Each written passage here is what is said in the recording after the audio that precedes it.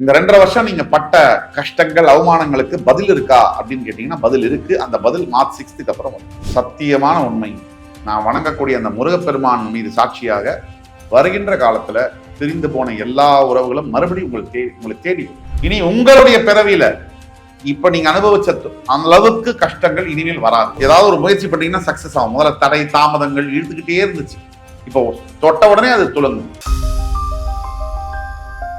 தென்னாட்டுடைய சிவனை போற்றி, என் நாட்டவர்க்கும் இறைவா போற்றி. அன்பர்களே நண்பர்களே, இந்த புத்தம் புதிய காணொலிக்கு உங்கள் அத்துணை பேரையும் வரவேற்பதில் மிக்க மகிழ்ச்சி கொள்கிறேன்.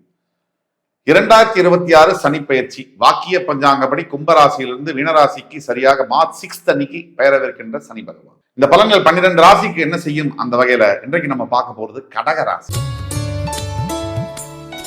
கடகராசிக்கு தற்சமயம் வாக்கிய பஞ்சாங்கப்படி அஷ்டம சனி நடந்து கொண்டிருக்கிறது. கடந்த 2.5 வருஷமா துயரத்துடைய உச்சம் கடகராசி பார்த்திருக்காங்க. இந்த வீடியோ எப்படின்னா, முதல் இந்த சனி பயிற்சினால வரக்கூடிய 3 பாசிட்டிவான விஷயம் என்ன, எந்த 3 விஷயத்துல கவனமாக இருக்கட்டும், என்ன செய்யணும், பரிகாரங்கள் என்ன, தெளிவா பேச போகும். கடகராசிக்கு தற்சமயம் 2.5 வருஷம், அதாவது என்ன சொல்லுவாங்க, விதிகள் என்ன சொல்லுது ஜோதிடத்தில் அப்படின்னா, 7.5 வருஷம் சனி பகவான் 7.5 சனியில தரக்கூடிய கஷ்டத்தை மாத்திரை வடிவத்துல கேப்சூல் ஃபார்மேட்ல 2.5 வருஷத்துல அஷ்டம சனியில கொடுப்பார் அப்படின்னு சொல்லுது. சோ 2.5 வருஷத்துல, கடந்த 2.5 வருஷத்துல கடகராசி பார்க்காத பிரச்சனைகள் அல்ல. கடகராசிக்கு அஷ்டம சனி ஆரம்பிச்சதுல இருந்து என்ன நடக்கும் அப்படின்னா, தன்னுடைய மன தைரியம், தான் மேல் தான் வைத்திருக்கக்கூடிய நம்பிக்கை உடைஞ்சிருக்கும். மனம் தடுமாறும். நல்ல படிச்சவங்க, நல்ல வேலையில் இருக்கவங்க, நல்ல பிரில்லியண்டா இருக்கவங்களுக்கு கூட மனம் அப்படியே ஷேக் ஆகும். இந்த முடிவுகள் எடுக்க முடியாம ஒரு வழி பண்ணிருக்கும், தப்பான முடிவே எடுத்து வைக்கும் திருப்பி. எஸ்பெஷலி உறவுகள், த லவர்ஸ் அண்ட் மேரேஜ் ஆன கப்பிள்ஸ், இவங்களுக்குள்ள மன வலியை பயங்கரமா கொடுத்துருக்கும். சில கப்பிள்ஸை பிரிச்சே விட்டுருக்கும் அஷ்டமசனியுடைய தாக்கம். அப்படி ஒத்துமையா இருந்த ஹஸ்பண்ட் அண்ட் ஒய்ஃப் அப்படி பிரிஞ்சிருப்பாங்க. காரணம் அஷ்டம சனியுடைய அடி. எனக்கெல்லாம் இந்த மாதிரி நடக்குமா அப்படின்னு நினைச்ச மனைவி கணவன் அவங்களோட பிரிஞ்சிருப்பார். ஆனா சத்தியமான உண்மை, நான் வணங்கக்கூடிய அந்த முருகப்பெருமான் மீது சாட்சியாக வருகின்ற காலத்துல பிரிந்து போன எல்லா உறவுகளும் மறுபடியும் உங்களை தேடி வரும். பிரிந்து போன கணவன் மனைவி ஒன்றாக சேருவீங்க. வாழ்க்கை மறுபடியும் 4th கியர் எடுக்கும். ஏன்னா அஷ்டம சனி முடிஞ்சு சனி பகவான் பாக்யஸ்தானத்திற்கு போய் அங்கிருந்து உங்களுடைய லாபஸ்தானம் என்று சொல்லக்கூடிய 11ஆம் வீடு என்று சொல்லக்கூடிய ரிஷபத்தையும், உங்களுடைய 3ஆம் வீடு என்று சொல்லக்கூடிய கன்னியையும், உங்களுடைய 6ஆம் வீடு என்று சொல்லக்கூடிய தனுசு, அந்த இடத்தையும் பார்க்கிறார். 11ஆம் வீடு, 3, 6 இந்த இடங்களை பார்க்கிறார். முதல்ல 8ஆம் வீட்டிலிருந்து 9ஆம் வீட்டுக்கு போகக்கூடிய சனி பகவானால அஷ்டம சனி முடியும். மார்ச் 6 வரைக்கும் கொஞ்சம் பல்ல கடிச்சிட்டு இருக்கு. இப்ப அனுபவிச்சுட்டு இருக்கிற விஷயங்கள்லாம் டோட்டலா மாறும். இந்த 2.5 வருஷம் நீங்க பட்ட கஷ்டங்கள் அவமானங்களுக்கு பதில் இருக்கா அப்படின்னு கேட்டீங்கன்னா பதில் இருக்கு. அந்த பதில் மார்ச் 6th அப்புறம் வரும். சார், இவ்வளவு கஷ்டப்பட்டுட்டு அதுக்கப்புறம் என் பதில் வந்தா என்ன, வரலன்னா என்ன அப்படிங்கிற விரக்தி, ஹேட்ரட் அப்படிதான் பல பேருக்கு இருக்கு. எப்பவுமே எல்லாருடைய வாழ்க்கையிலுமே ஒரு விஷயம் கெட்டதா நடக்குதுன்னா அந்த நேரத்துல நம்ம கடவுளை திட்டுவோம், எல்லாரையும் பழிப்போம், வாழ்க்கையை வேஸ்ட்டுவோம். இது மனிதனுடைய இயல்பு, மனதுடைய இயல்பு. ஒரு எடுத்துக்காட்டுக்கு, ஒரு பெண்ணும் ஒரு ஆணும் காதலிக்கிறாங்க. அந்த காதல் அந்த பையன் திருமணம் ஆகணும்னு வேண்டிக்கிறான். இப்ப கடவுள் இருக்காரு. கடவுள்கிட்ட போய் அந்த பையன் கேட்கிறான், என் காதலை எப்படியாவது சேர்த்து வச்சு திருமணம் ஆகணும்னு வேண்டிக்கும். இதுதான் இயல்பு. கடவுள் தெரியுது அவருக்கு, திருமணம் ஆனால் அந்த பையன் பயங்கரமா கஷ்டப்படுவான். இந்த பெண்ணுக்கும் ஆணுக்கும் மிகப்பெரிய தகராறு நடந்து சட்டையை கிடைச்சிட்டு பிரிஞ்சிருவாங்க, கோர்ட்டு கேஸ், வக்கீல், போலீஸ்.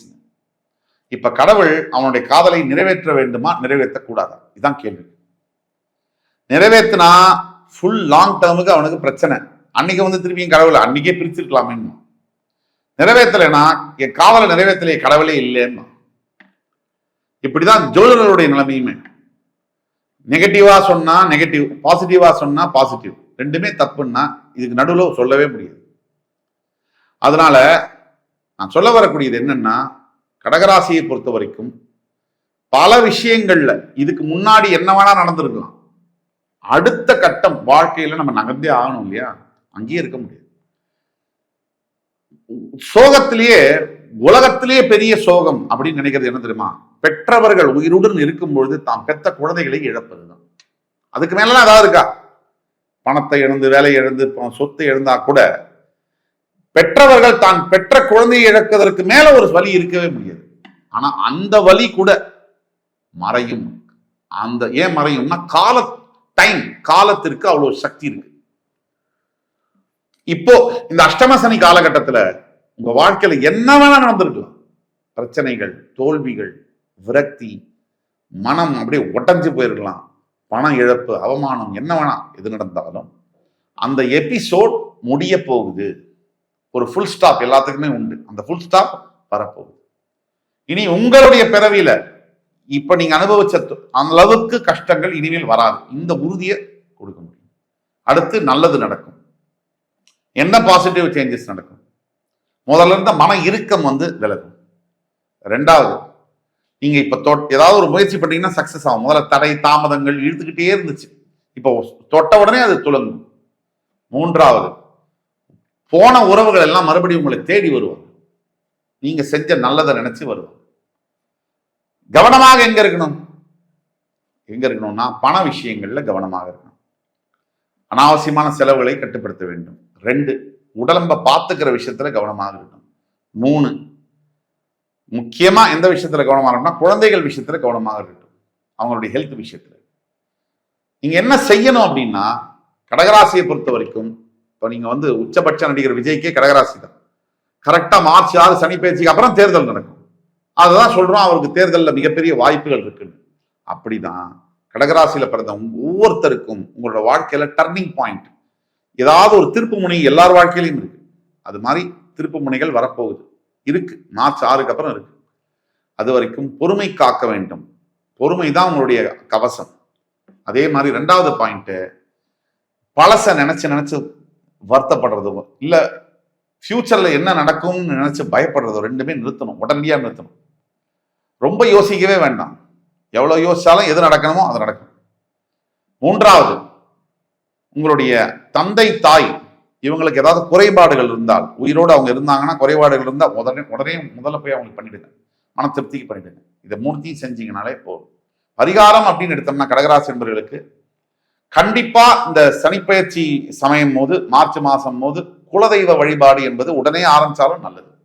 குலதெய்வ வழிபாடு ஒன்றுதான் உங்களை கம்ப்ளீட்டா காப்பாத்தி வெளியில கொண்டு வரும். கடகராசிக்கு மிகப்பெரிய ஒரு யோகம் என்னன்னா, சனி உங்களுடைய 11ஆம் வீட்டை பார்க்கும்போது லாபங்கள் உயரும். அவர் உங்களுடைய 3ஆம் வீட்டை பார்க்கும்போது தைரியம் கொஞ்சம் பதட்டம் இருக்கும். இது செஞ்சா சந்தேகம் இருக்கும், ஜெயிச்சிருமா இல்லையானா, அது தேவையில்லை. இங்கதான் ரொம்ப கவனமா இருக்கும். அதே மாதிரி உங்களோட 6ஆம் வீட்டை சனி பார்க்கும்போது எதிரிகள் ஒழிவார்கள், கடன் ஒழியும், எதிரிகள் ஒழிவார்கள், நோய்கள் ஒழிந்து போகும். இப்ப கடகராசிக்கு ஒட்டுமொத்த சனி பயிற்சி என்பது ஒரு பிரமாதமா இருக்கு. இது வரைக்கும் இல்லாத கஷ்டங்கள் எல்லாம் விலகி நல்ல நிலைக்கு உங்களை கொண்டு போக போகுது. அப்படி இருக்கும்போது ஜாக்கிரதையா அதை முழுசா பயன்படுத்தி கொள்வது உங்கள் கையில் தான். இந்த எபிசோடு உங்களுக்கு பிடிச்சிருக்கும்னு நம்புறேன். அடுத்து வரும் எபிசோட்ஸ்ல மறுபடியும் உங்கள் எல்லோரையும் சந்திக்கும் வரை உங்களிடம் விடைபெறுவது உங்கள் சுபாஷ் பாலகிருஷ்ணன். நன்றி, வணக்கம், வாழ்க வளமுடன். எத்தனையோ கோடி ஜென்மாவிலே புண்ணியம் செய்தால்தான் வாய் முருகான்னு சொல்ல வருமா. சிவன், பிரம்மா, மகாவிஷ்ணு, அம்மன், பெருமாள், விநாயகர் நிறைய சொல்றீங்கல்ல. ஆனா இவங்க எல்லாருமே என்ன சொல்லுவோம்? இந்து கடவுள்னு சொல்லுவோம். ஆனா ஒரே ஒரு கடவுளை மட்டும்தான் தமிழ் கடவுள்னு சொல்றோம். இதுலயே தெரிஞ்சுக்கலாம் முருகருடைய சிறப்பு என்னன்னு. நான் என்னையா தப்பு பண்ணேன்? எனக்கு தெரியல உன்னை பத்தி, அதுக்காக எனக்கு இவ்வளோ பெரிய தண்டனை கொடுப்பியா நீ? ஓன்னு அழற. உலகளந்த பெருமாள்னு கேள்விப்பட்டிருக்கோம். யாரை சொல்லுவா? பெருமாளை சொல்லுவார். ஆனா முருகப்பெருமான் 2வது முகமாக பூமிக்கும் வானத்திற்கும் காட்சி கொடுக்கக்கூடிய முருகன் 2வது முகம் வாமதேவ முகம்னு பேரு. உங்களுக்கு ஒரு கஷ்டம் வந்துருச்சு, என்ன பண்ணுவீங்க? முருகன்னா சொல்லுவீங்க, ஐயோ முருகா என்னை எப்ப காப்பாத்துவ? எனக்கு யாசகம் போட்டுட்டு போனாங்க. நான் யாசகம் வாங்க போன இடத்துல உட்கார்ந்தேன்னு கூட எனக்கு தெரியாது.